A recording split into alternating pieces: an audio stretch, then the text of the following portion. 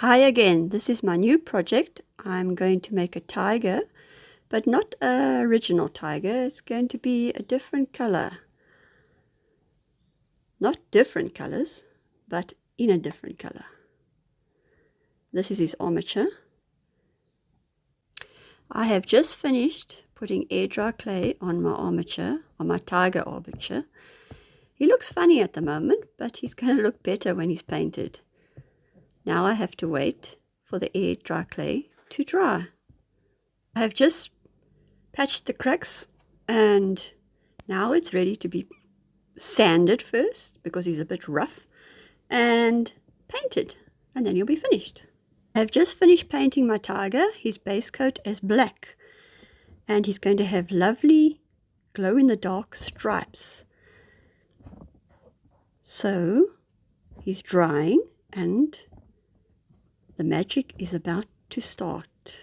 Here are some of my tools that I use. I use this metal ruler to cut the clay with. I find it quite useful.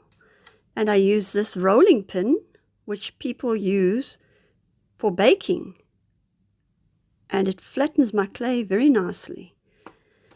I also use this, it's a mat for a braai. It's non-stick, so my clay does not stick on it, which is fantastic. So those are 3 tips if you need some. I've started painting the tiger with the glow-in-the-dark. I had to use 3 colors, which was white, yellow, and the glow-in-the-dark, which are all glow-in-the-dark, but they don't seem to pick up the light. So that's why I had to do 3 times. I still have to add a couple more details, and then he's finished. I've almost finished it. I've just got to put varnish on.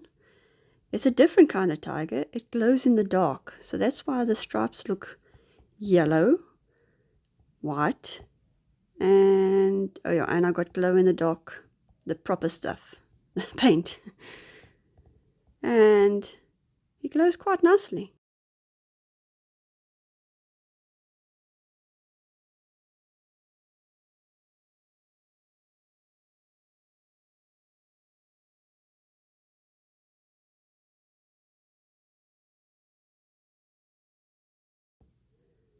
Thanks for watching.